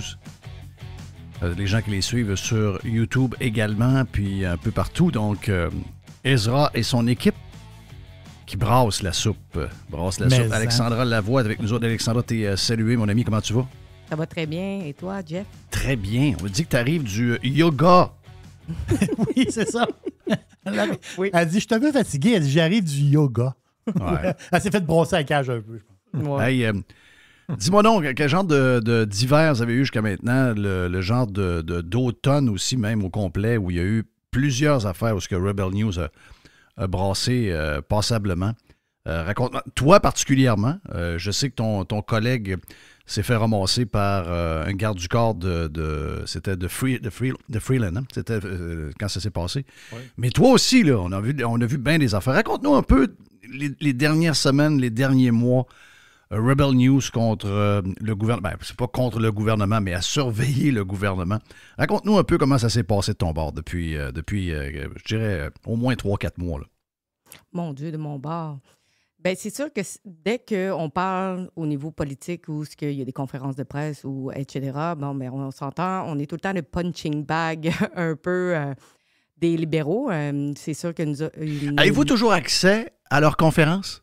Non, on n'a jamais... Ben, en fait, on n'a jamais accès. Même si je leur écris, même si je m'inscris, ils vont toujours me réécrire pour me dire que ma demande est refusée, qu'ils ne peuvent pas me donner accès. Et quand je renvoie un autre email pour leur demander la raison, il n'y a pas de réponse qui suit. Donc, malgré tout, on a reçu ça, c'est spécial, pareil. Là. Ça, c'est très spécial. Là. Ça prend quoi, en fait? As-tu des doutes de ce que ça prend? Y a-tu une genre de liste au gouvernement qui dit ces journalistes-là de telle organisation médiatique sont crédités, puis les autres, mettons Rebel News ou encore moi j'envoie Jerry de Radio Pirate. Non, donc il y a comme un genre des genres de médias préautorisés de ce que je comprends. Bien, c'est sûr que les médias d'État sont déjà, eux autres, ils n'ont même pas quasiment besoin d'appliquer pour les demandes. Eux autres sont déjà d'emblée, ont leur accréditation. Pour ce qui est de tous les médias indépendants, il n'y en a pas beaucoup au Canada. On a True North, on a Rebel News, on a Counter Signal, on en a, il y a Epoch Time, il y a plusieurs petits. On ne les verra jamais. On ne les jamais en conférence de presse. À moins que ce soit une conférence de presse des conservateurs, là, on va avoir accès. Mais si c'est une conférence de presse, soit... j'ai tout le temps peur de le mailer parce que je le dis tout le temps en anglais, NDP. Oui. En français, OK. Sinon, si c'est le Bloc québécois, en français, c'est le Bloc NPD. québécois, c'est encore pire. Le Bloc québécois m'a bloqué sur Twitter. Hein? Ben oui. Hein? Ah, mais ça, ils bloquent tout le monde. OK. Oui, ben... bref, c'est ça qui est difficile, c'est que eux autres, ils prônent la liberté de presse, la liberté d'expression, comment c'est important d'avoir une liberté de presse pour la démocratie, sauf que c'est les premiers à bloquer tout ce qui n'est pas média d'État. Oui. Mais tu sais, il a bloqué puis bloqué. Là. Mettons que tu fais une demande puis ils disent non. T'es bloqué. C'est insupportable. Moi, je ne peux pas supporter ça. Mais là, quand t'es rendu que le caméraman reçoit quasiment une claque sur la gueule, c'est quoi ces histoires-là? Oui, bien ça, en plus... Qu'est-ce qui s'est passé? C'est en février, ça? C'est vraiment récemment, c'est en février. J'étais avec Guillaume Roy, qui est mon caméraman. On était là pour la conférence de presse que Valérie Plante... avec Stephen Guilbeault, devait donner sur l'abordabilité des appartements. Donc, ça se passait à la maison Shirley, qui fait partie de la maison Dominique, qui est une organisation à but non lucratif qui reçoit de l'argent du gouvernement fédéral et provincial et même de la municipalité, de la ville aussi de Montréal. Et là, on arrive... Au début, je pense qu'elle n'a pas bien compris que j'étais avec Rebel News, même si je l'ai quand même bien dit. Et là, elle me fait répéter, puis là, c'est là qu'elle a fait des yeux bizarres dès qu'elle a compris, mais elle m'a quand même inscrit sur la liste. Bon. Et là, parce que j'avais quand même mes 2 cartes. Moi, je suis membre de la CAGE, qui est l'Association des journalistes du Canada, et je suis aussi avec la presse indépendante, la Press Independent Gallery of Canada. Donc, j'ai ces 2 cartes-là, sauf que moi, mon caméraman, il est seulement avec la presse indépendante. Donc, là, ils lui ont demandé d'attendre dans le corridor. Moi, je suis rentrée dans la pièce. C'était plein de médias, hein? Plein de médias d'État. On avait Novo, on avait, je pense qu'il y avait TVA, il y avait Radio-Canada. Ils étaient tous là. Tout le monde était là. Ils ont tous vu ce qui s'est passé. Et il n'y a pas un média qui s'est interposé pour dire, bien, écoutez, ce sont des collègues comme nous. Ils ont le droit aussi d'être ici. Je ne comprends pas qu'est-ce qui se passe. Il n'y a personne qui a rapporté ça non plus dans les médias. Écoutez, Guillaume attendait patiemment. Il n'a pas fait un mouvement. Et là, il y a 2 hommes quand même carrés qui arrivent puis qui disent « Vous allez sortir ». Mais là, Guillaume, il dit « Ben pourquoi moi? » Moi, j'ai dit... Lui, il était juste là en tant que caméraman. Il n'était même pas là pour poser des questions. Il prend des images, lui, là, c'est ça. Là. Et là, ils l'ont expulsé, mais quand même violemment, le poussé dehors. Après ça, il était en train de barrer la porte. Là, j'ai dit, mais qu'est-ce que vous venez de faire? C'est insupportable. J'ai dit, là, vous venez de pousser mon collègue. Il est juste là pour m'aider. Moi, j'ai été... on m'a dit que je pouvais rentrer dans la salle. Qu'est-ce qui se passe? Puis là, tout de suite, quand j'ai dit collègue, ils m'ont expulsé du bâtiment. Non seulement les 2 hommes, un qui s'identifiait comme le propriétaire de l'établissement lorsque c'est une organisation à but non lucratif, etc. Il y a 2 SPVM undercover qui sont venus aussi nous expulser du building. Wow! Et non seulement ils ont aussi appelé d'autres polices pour venir à l'extérieur s'occuper de nous. Ouais. Et là, là, ça, c'est la partie qui est drôle parce que on était à l'extérieur et là, il y a un homme qui commence à crier au génocide qui se passe à Gaza. Et là, à cause que lui, il criait, nous autres, on prenait des images à travers la fenêtre de l'autre côté. Puis là, probablement que ça dérangeait. Ils ont déplacé la conférence de presse ailleurs. Pas dans cette pièce-là qui était vitrée. Parce que justement, il y avait nous autres qui filmaient, puis il y avait l'autre qui criait. Et là, il y a eu 3 chars, 3 autos de patrouille qui sont arrivés avec des polices. Là, je me dis, ben, est-ce que nos taxes sont vraiment dépensées pour s'occuper de 2 personnes qui étaient juste là pour poser des questions à propos des logements lorsqu'on sait que Valérie Plante a tellement bloqué? Mais on rit, mais c'est pas drôle.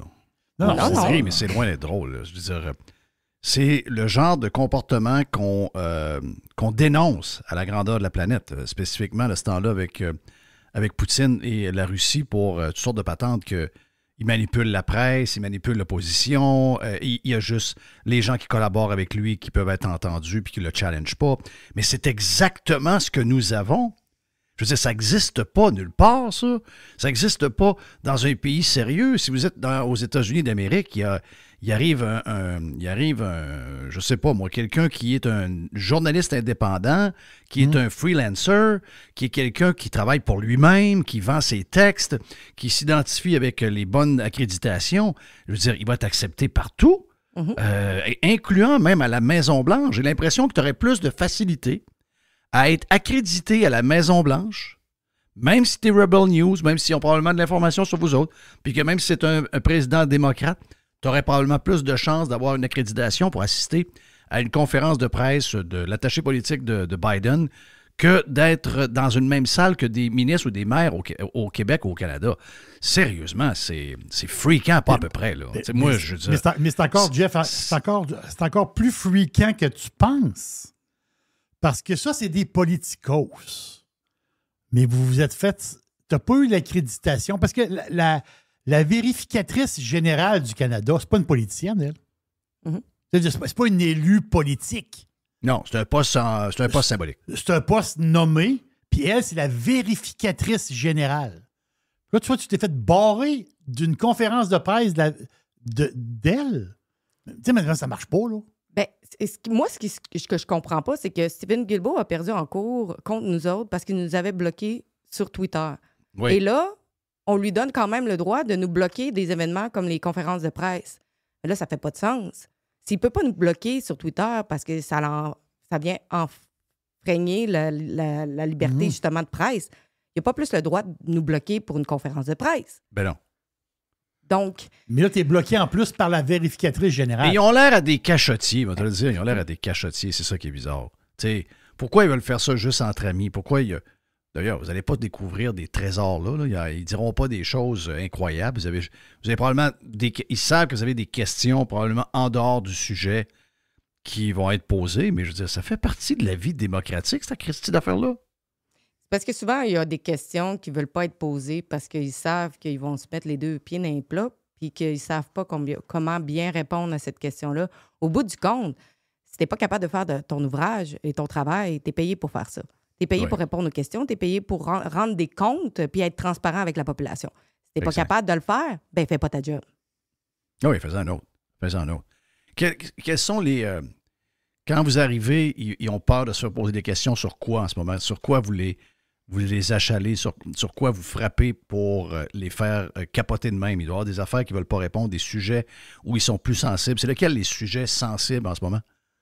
Bon, il y en a plusieurs, on va dire. L'immigration, j'imagine, toutes ces choses-là. L'immigration, moi, c'est sûr que ça, c'est plus l'inflation, les maisons, donc l'habitation, toutes ces choses-là? Bien, je pense que de toute façon, de la manière dont ils gèrent le gouvernement au complet, je pense que c'est juste chaotique en ce moment et ils ne sont pas capables de bien gérer les choses. On dirait qu'ils sont en train d'essayer de créer un chaos, puis que là, l'État n'a pas le choix de gérer pour les autres. Donc, pour la population, écoutez, on va créer un chaos, puis là, l'État va intervenir partout. Parce que, tu sais, on est au courant de ce qui se passe. Moi, mon dossier, c'est justement l'immigration.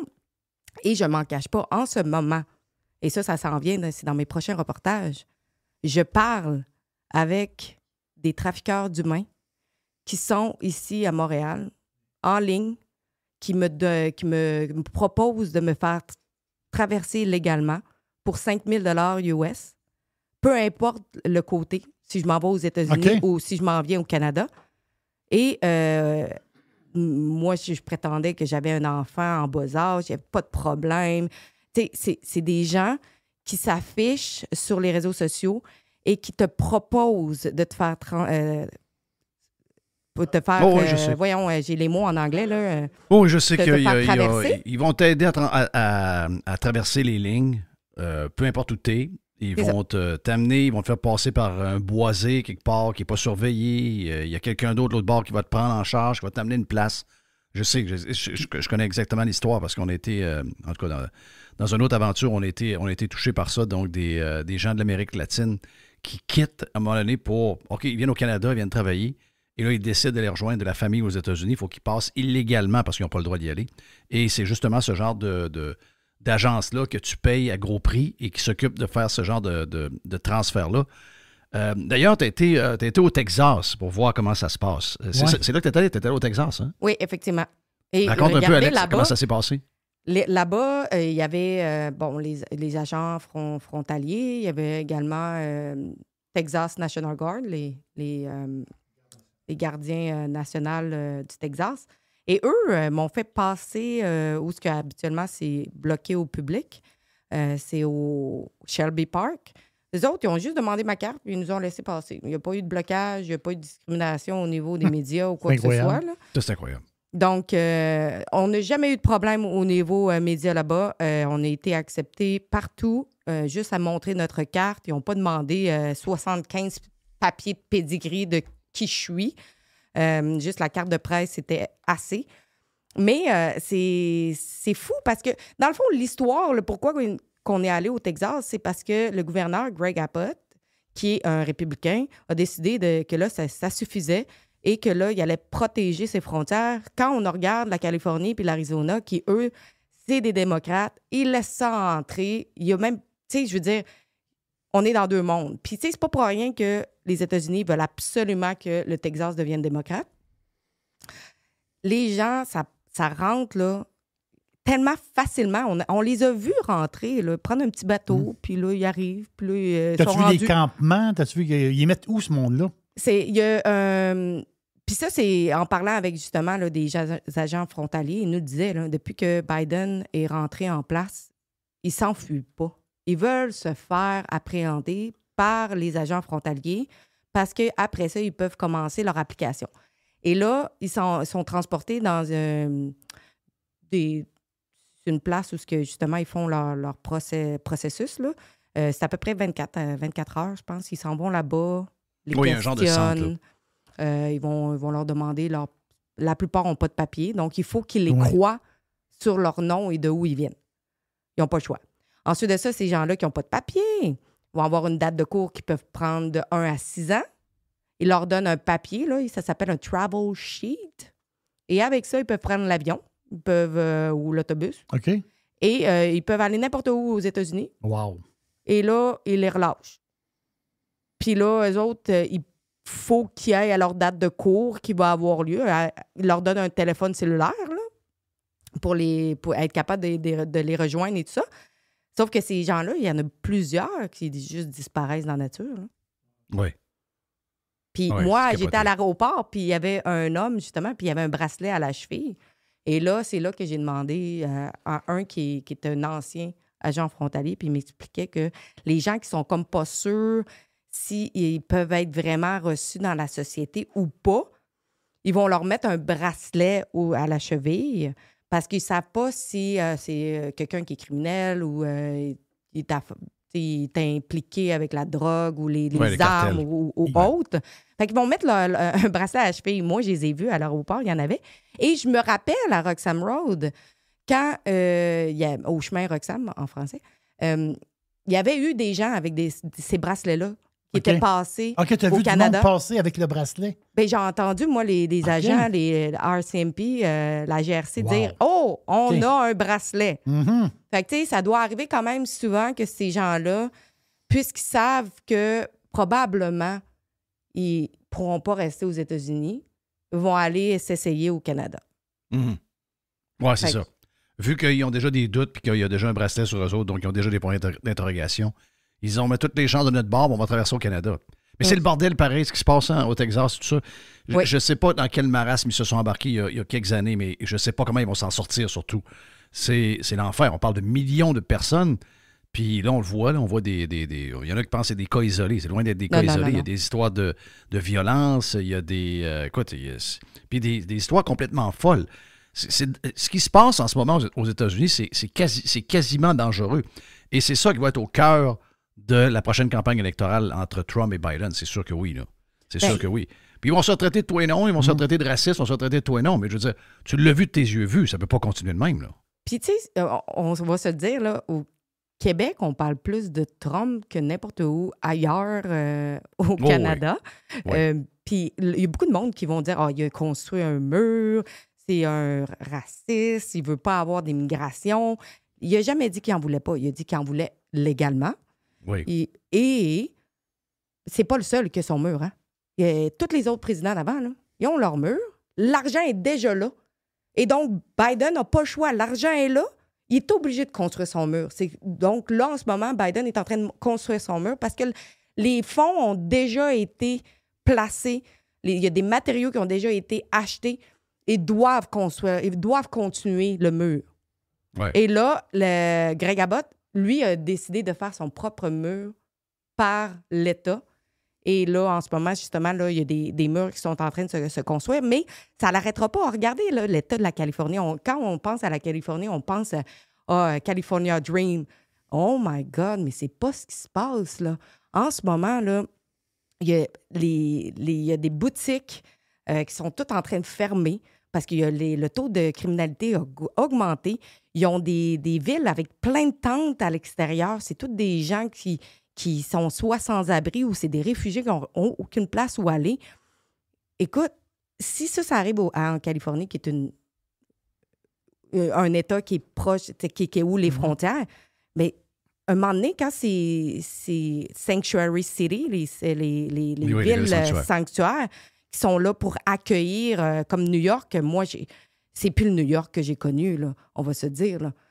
Quand eux autres, ils vont être pleins, un moment donné, il va falloir qu'il y ait... Il y en a plusieurs qui commencent à être rendus à la limite, d'après moi. Là. Chicago est rendu à la limite. New York est probablement rendu à la limite quand tu es rendu à T'es allé quand à New York? T'as vu le problème des migrants à New York? T'es allé quand? Ben, à New York, je suis allée il n'y a pas si longtemps. Okay. Je pense que c'est à l'automne dernier. OK. Les hôtels, là, ils sont complètement pleins.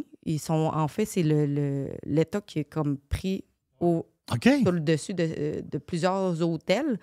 Et c'est juste plein d'immigrants. Puis là, l'affaire, c'est que le taux de criminalité autour de ces hôtels-là a comme augmenté. Il y a des boutiques qui ont eu beaucoup d'incidents, soit de vol ou des gens qui se sont battus. Et là, j'avais justement parlé avec un ex-employé qui travaillait dans un de ces hôtels de migrants-là. Écoute, le niveau de... tout ce qui est d'alcool qu'ils peuvent trouver, de la drogue... Ils essaient de faire passer de l'alcool ou de la drogue par les pousse-pousse des enfants qui ont été laissés en arrière, des cas de violence conjugale tout ça, ça se passe dans cet hôtel-là et ils n'ont pas le droit de le dire, ils n'ont pas le droit de faire quoi que ce soit. Et même qu'ils se le font dire, s'ils voient des choses comme ça, ils n'ont pas le droit d'intervenir. C'est le bordel généralisé. C'est incroyable. Mais tu sais, ces gens-là, on les laisse entrer. C'est ça. On ne fait pas de tri. Et là, je peux bien comprendre. Moi, je suis parfaitement pour l'immigration qui est légale parce qu'on regarde leur background, on sait c'est qui, on sait c'est quoi leur passé. Ils ont des preuves étayées de qui ils sont.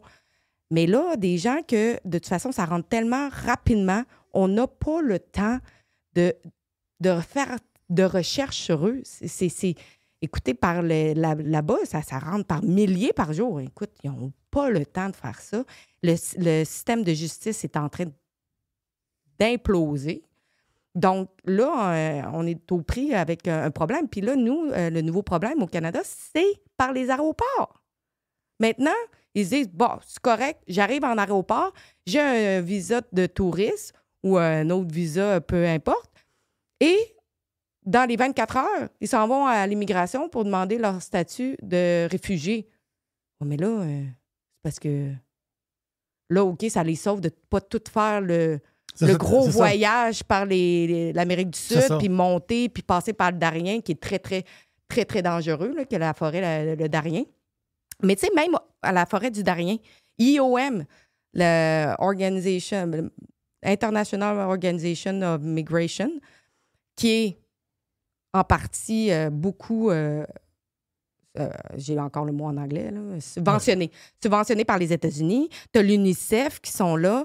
Tu as toutes les grosses organisations qui sont subventionnées par le Canada, par les États-Unis, par la France, par les pays du G7, sont au Darien, qui est une forêt. Le Darien, là, c'est dans le coin du Panama. Entre le Panama et la Colombie. Moi, je suis déjà allée parce que j'ai déjà voyagé en Amérique et moi, je me suis fait attaquer là-bas. C'est extrêmement dangereux. Il y a beaucoup de monde qui meurt là parce que c'est comme une grosse forêt. Il faut qu'ils passent à travers ça. Oui. Et puis, il n'y a pas de route. Il n'y a pas d'autre moyen. Il faut que tu passes par là. Il faut que tu passes par là. Puis moi, on m'avait déjà averti. Moi, j'avais passé par l'eau. Dans le fond, j'avais traversé l'archipel des îles là-bas. Et on arrivait à une petite ville là, où il y a beaucoup de pêcheurs et tout. Et moi, je me suis comme aventurée, je me suis fait complètement agresser au couteau. C'est extrêmement dangereux là-bas. Et là, en ce moment, ils sont en train de construire des campements. Ils leur donnent des kits pour ne pas se faire violer dans cette forêt-là. Des kits pour se protéger. Il y a même une pilule du lendemain qu'ils leur donnent au cas où que tu te fasses violer. Ah, c'est terrible. Puis ça, c'est payé avec nos taxes, là. Et là, ils leur donnent aussi une map. La Croix-Rouge aussi, je pense, qui est impliquée. Ils leur donnent une map pour se rendre jusqu'aux États-Unis.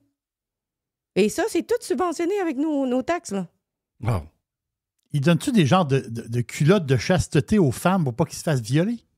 Ils donnent des condoms, par exemple, dans l'étiquette. Ben oui, toi. Et puis, il y a un petit sifflet aussi. Mais tu sais, ça, c'est bien documenté. Il y a des gens de American... One News, je me rappelle plus trop. Là. C'est des journalistes indépendants qui sont là-bas et qui font vraiment des reportages et qui documentent tout ce qui se passe, justement. Les médias de masse, on n'entend pas parler. Mais non, mais c'est important d'en parler.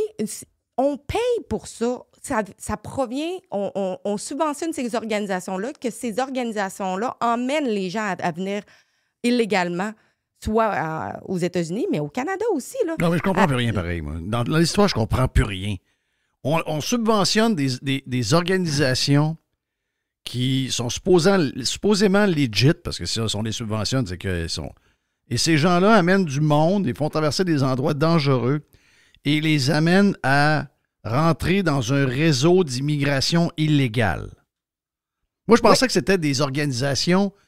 Je pensais que c'était des organisations privées, criminelles, qui s'occupaient de ça. Je pensais pas que c'était des organisations reconnues, subventionnées, officielles, etc. C'est moi que je comprends plus rien. Comment ça peut arriver, cette affaire-là? Comment ça peut arriver, ça? Ben, c'est pour ça que les gens commencent à vraiment se poser des questions, parce que là, ils sont là, pourquoi on continue de subventionner ces organisations-là? Là, ils veulent faire comme le processus pour que ça soit moins dangereux pour eux. Oui, mais au bout du compte, ils viennent illégalement. On devrait en fait les arrêter, de dire passez pas là ou mettre une barrière ou cette forêt-là, puis dire écoutez, vous pouvez non seulement vous faire violer, vous faire tuer. Il y a des corps morts là, dans cette forêt-là. Là. Je veux dire, ça prend des jours, des semaines, là, passer ça. Puis si tu te blesses, c'est fini pour toi. Il n'y a pas personne. Là. Puis là-dedans, il y a le cartel, il y a des gens qui sont. C'est pas des enfants de cœur. Il y en a qui attendent juste ça, là, de violer les femmes ou de tout leur voler ce qu'ils ont sur eux. Mais. Ils disent que c'est 160 km d'enfer. Oui. Oui. Donc, quand tu fais un raid, c'est à pied. C'est long. Tu n'as pour un bout, là. J'aimerais ça le faire, moi. Un jour, là, j'aimerais vraiment ça. Non, mais sérieusement, ça m'intéresse. Mais tu sais, moi, je suis une casse-cou, là. J'ai été en Afrique fait tous ces voyages-là. Mais, tu sais, vraiment le dire que tu le fais, là, puis comment que ça doit être une souffrance incroyable. Tu sais, les gens, là, qui traversent ça, la plupart, ils n'ont pas de souliers. Oui, sinon, s'ils en ont, ils finissent sans souliers, là, on va se dire. Parce que, tu sais, il y a des crues abondantes, t'as des insectes, t'as des serpents, t'as tout là-dedans, là. Oui. Le Kilimandjaro, ça t'intéresse pas? J'ai déjà fait... j'ai déjà fait l'Annapurna au Népal. Okay, c'est déjà quelque chose. Puis j'ai fait le Kinabalu aussi sur l'île de Bornéo. OK. Donc, je ne suis pas à ma première montée. Mais Alexandra, dis-moi, peut-être que tu l'as dit tantôt, c'était quoi le but de Rebel News d'aller au Texas, voir ce qui se passe? C'était quoi le lien avec ce que vous couvrez au Canada? C'était quoi le lien entre les deux? Pourquoi tu as été... Qu'est-ce que tu recherchais exactement? Ben moi, j'ai été envoyée là, premièrement, parce qu'il y a eu une bataille juridique entre l'administration Biden et le gouverneur Greg Abbott. Parce que le gouverneur Greg Abbott a commencé à mettre des fils barbelés sur le pourtour de sa frontière. Et là, vous savez, il y a la rivière Rio Grande et il y a des gens, beaucoup de migrants qui se noient, qui meurent dans cette rivière-là, qui n'est pas une rivière profonde, mais il y a du courant tellement fort en dessous. En dessous, oui, c'est ça. Ça les emporte et la plupart des gens qui viennent de l'Amérique du Sud centrale, c'est pas des bons nageurs. Ils ne vont pas être capables de prendre le dessus. Et là, le Biden, au début, c'était le gouverneur Greg Abbott qui est allé en cours pour dire arrêtez de couper nos fils barbelés, c'est notre propriété. Et là, il y a eu après ça, ça a été une grosse bataille juridique. Et là, finalement, la Cour suprême a dit non, ils ont le droit de continuer à couper les fils barbelés, les fédéraux, s'ils en ont besoin pour donner assistance aux gens qui sont dans la rivière. Mais la Cour suprême n'a pas dit au gouverneur Greg Abbott ôtez vos fils barbelés ou arrêtez d'en mettre. Non, il a le droit de continuer. Mais les fédéraux ont le droit d'aller couper si jamais il y a Ils ont besoin de faire une opération de sauvetage. Exactement. Donc, nous, on est allés là-bas parce qu'il y avait cette histoire-là qui était d'actualité. Et en même temps, on voulait parler aux gens. Et également, il y avait un convoi de plusieurs personnes de plusieurs États qui venaient au Texas, à Eagle Pass, où on était, puis finalement, ils ont fini à Quemado. Mais eux autres, leur but, c'était de mettre de l'attention aux gens pour qu'ils soient plus conscients et concernés par rapport à ce qui se passe aux frontières. Puis parler, tu sais, j'ai malheureusement pas de preuves ou quoi que ce soit, mais il y a des gens, tu sais, qui me disent, tu sais, il y a du cartel qui ont acheté des terres proches des frontières. Donc, non seulement tu n'as même pas accès, mais tu peux pas aller sur leur terre. Oui, c'est ça, c'est son terrain, là. Donc, puis on le sait qu'aux États-Unis, ben, ils ont le droit de self-defense. Fait que si jamais tu vas sur leur propriété, ben, ils ont le droit de te shooter. Donc, on y va pas. Ça, c'était une des règles que nous, on s'était imposées. C'est comme faire vérifier si on n'était pas sur une propriété privée. Puis ça me tentait pas de me faire tirer dessus encore une fois. Oui. Ben oui. Wow! Wow. C'est incroyable. Hey, d'ailleurs, on a plus de Alex avec nous autres, Alexandra, qui va être avec nous dans le Prime, puis on va poursuivre dans quelques instants sur le live. Come on, boys! Pirate. Radiopirate.com 100% Jeff Fillion. Hey, l'aubergiste, c'est le week-end!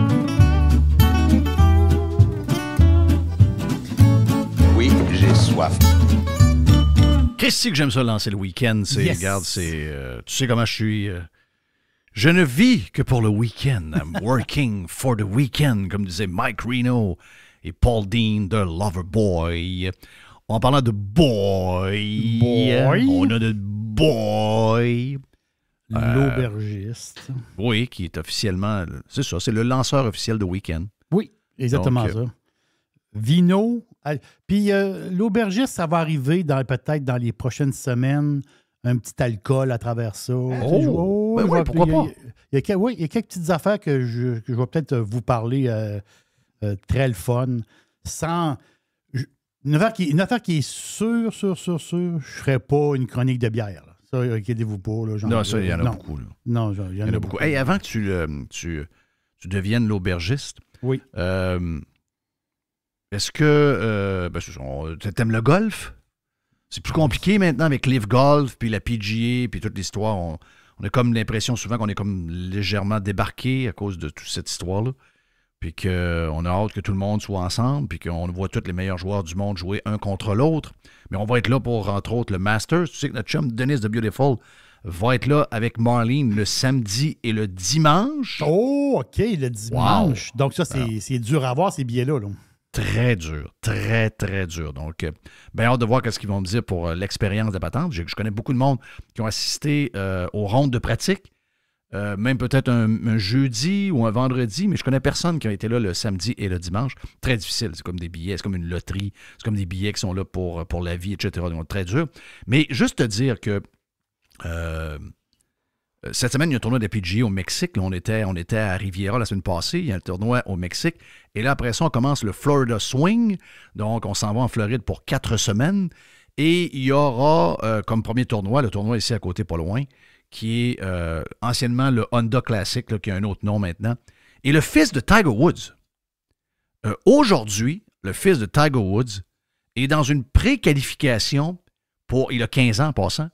Il est dans une pré-qualification ici, pas trop loin, à Lake Lost, à Hobe Sound, donc vraiment pas trop loin de chez moi.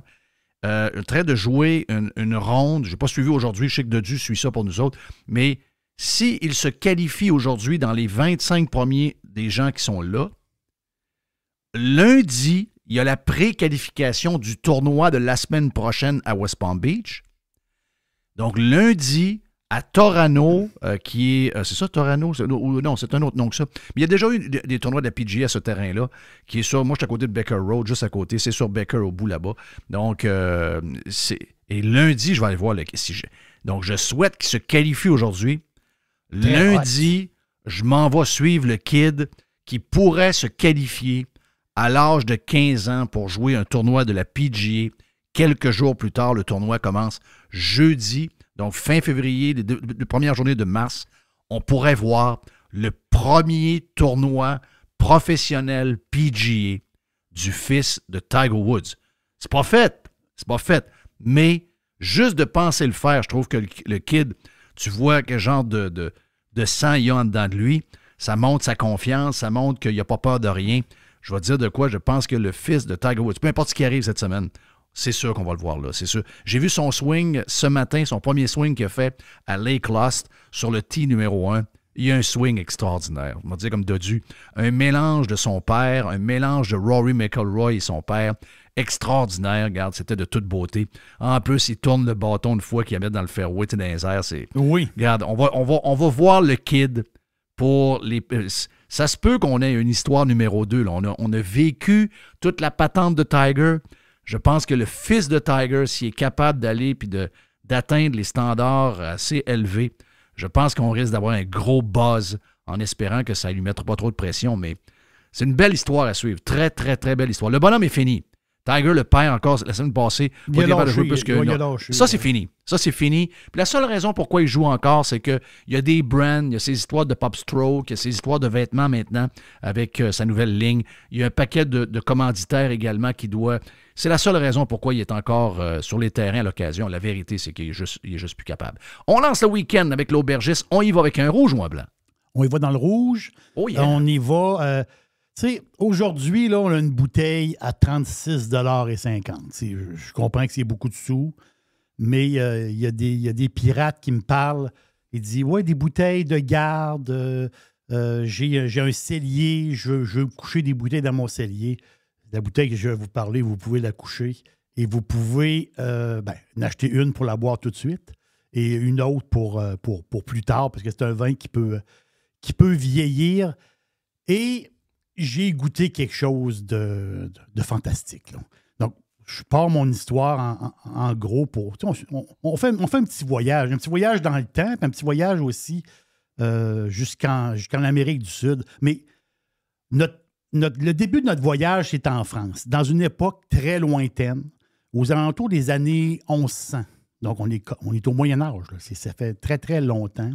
Il y a eu un mariage très important à l'époque entre Éliénore d'Aquitaine, une très belle madame pour son époque, et Henri de Normandie, un monsieur qui était comme une dizaine d'années plus vieux. Elle avait, je pense qu'elle avait 16 ans, puis lui, il avait genre 26, 27 ans. Mais en fait, c'est que ce couple-là, ce mariage-là, ce qui est spécial, c'est que lui, plus tard, il est devenu roi d'Angleterre. Donc, imaginez, à une certaine époque, de l'Écosse jusqu'aux montagnes Pyrénées, toute l'Angleterre, tout l'ouest de la France jusqu'aux Pyrénées, c'était un immense royaume. Dans le temps, c'était des royaumes. Hein? Donc, c'est un immense... Je dis la grandeur de ce royaume-là.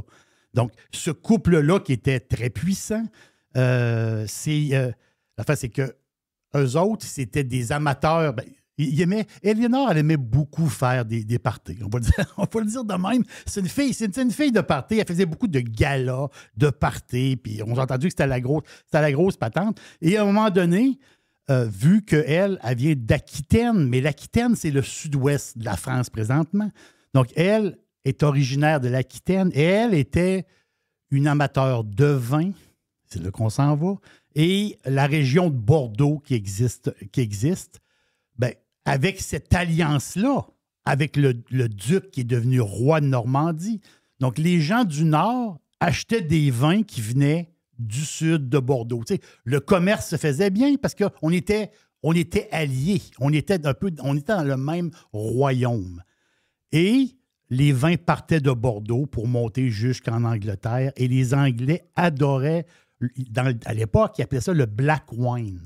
Les vins noirs, des vins très foncés, des vins très puissants. Et ces vins-là, corsés, puissants, c'est le cépage Malbec. Malbec, c'est du raisin, on va dire, vigoureux, c'est du raisin qui a un bon tanin, un petit peu herbacé. Les Britanniques du temps, je les appelle les Britanniques du temps, eux autres, ils aimaient énormément le vin noir. Ce qui est arrivé dans l'histoire plus tard, c'est que la gang de Bordeaux, eux autres, Bordeaux, c'est un port, hein, donc la gang de Bordeaux se sont tannés parce qu'ils ont dit oui, mais nous autres, on en fait du bon vin à Bordeaux, mais les Britanniques, ils veulent du vin noir qui arrive de Cahors. Cahors, c'est une région qui est tout près de Bordeaux, pas tellement loin de Bordeaux. Donc, la gang de Cahors, eux autres, ils chupaient plein de stocks, mais ils passaient par le port de Bordeaux. Les Bordelais ont dit non, c'est fini. Nous autres, on va mettre une genre de taxe. Et ça l'a bloqué, ça a fait un blocus sur les vins de Cahors, ces vins-là. Avec le temps, c'est tombé un peu dans l'oubli, on va le dire de même. Mais il est arrivé quelque chose. En 1800, non, on passe les siècles. En 1860, donc dans ce coin-là, il y a un Français qui a découvert quelque chose.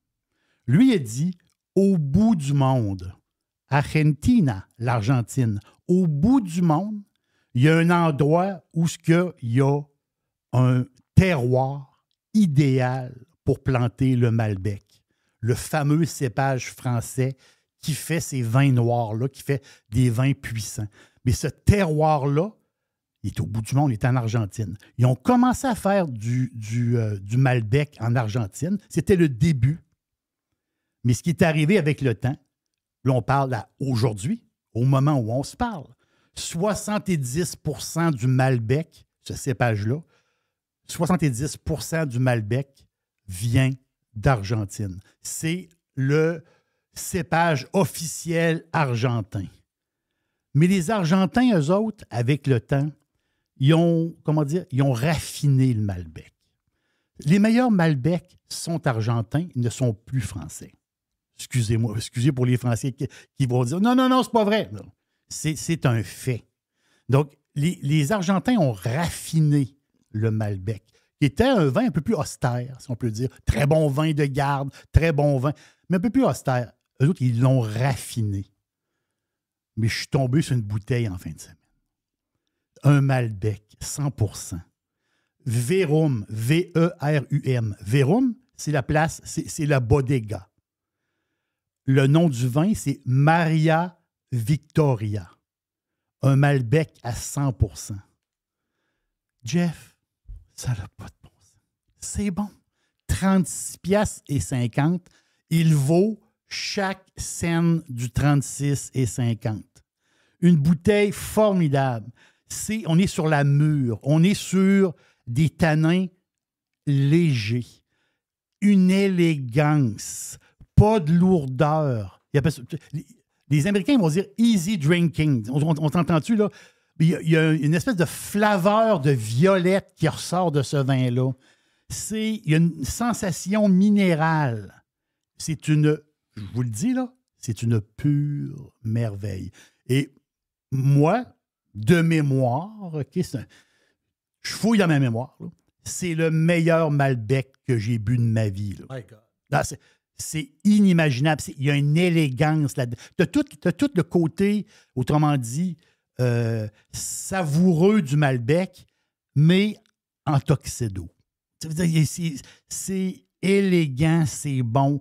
Fruits noirs, cassis, un petit peu d'herbe, un peu d'épices. C'est balancé. Et ça, parce que le Malbec français, qui est formidable, il y en a plein, des Cahors mémorables. C'est très gibier. Hein? En France, c'est pareil. Le Malbec, c'est très relié au gibier, à la viande. Mais là, on est à Argentina.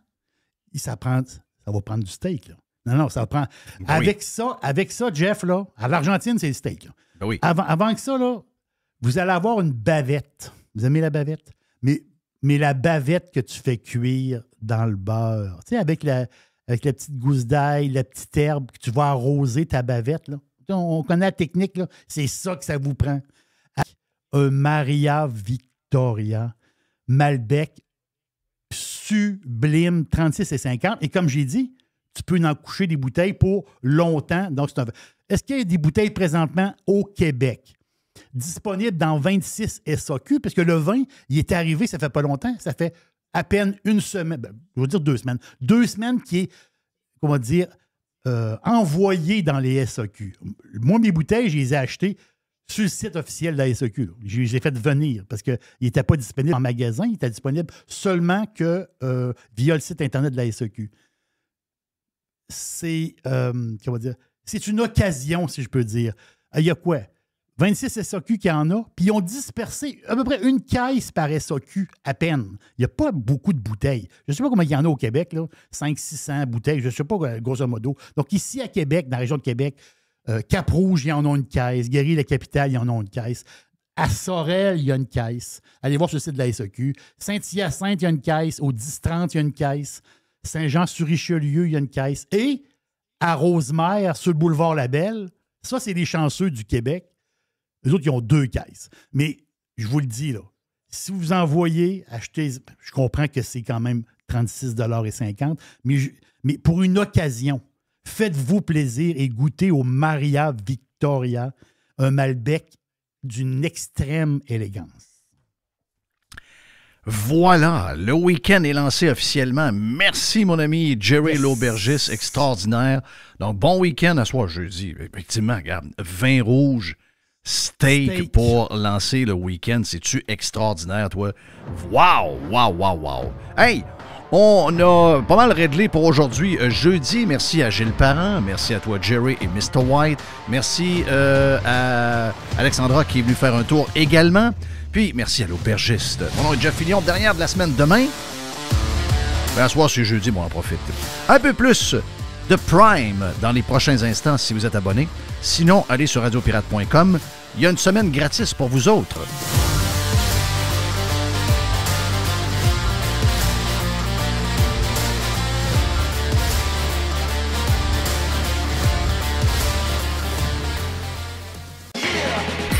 juste du bon stock. Every hour. Du bon stock. Radio-Pirate.com. Get pirate or get out.